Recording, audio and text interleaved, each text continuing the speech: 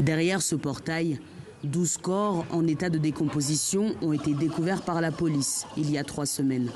Plus précisément dans une fosse creusée dans cette pièce, censée servir de cuisine. Il s'agirait des victimes de Denis Kazungu, qui vient de plaider coupable selon le parquet. Les voisins sont terrifiés, à commencer par Claudette, dont la maison se trouve à quelques mètres de celle du présumé tueur en série. La maison de Kazungu est juste là.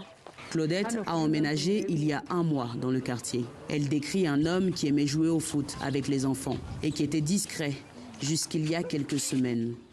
J'ai entendu des cris vers 1h du matin. C'était un dimanche. À ce moment-là, nous avons été envahis d'insectes nécrophores, ce qui nous a réveillés. J'ai cru entendre quelqu'un crier à l'aide, mais j'ai pensé que c'était dans mon rêve. Mais aujourd'hui, je pense que c'était les cris de sa dernière victime. Car 3 jours après, Kazunga a été arrêté.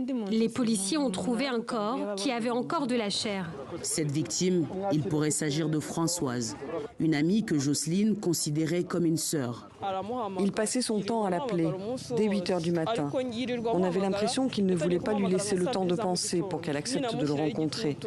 Elle a cédé après. Nous n'avons pas eu de nouvelles d'elle pendant 3 jours. C'était pas son genre. C'est à ce moment-là qu'on est allé à la police. Ce que je veux, c'est qu'il soit vite condamné avant qu'il ne tente de s'échapper. Comme elle, ce jour-là, des dizaines de journalistes, youtubeurs et passants ont assisté à l'avant-procès de celui qui a affirmé avoir appris à tuer en regardant des films sur des tueurs en série.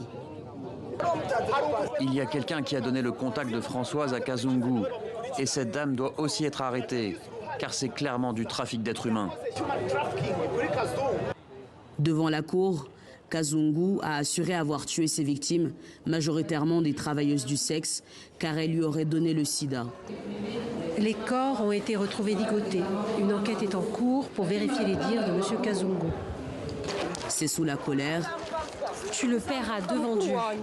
et les cris des familles des victimes que Kazungu, 34 ans, est emmené vers la prison.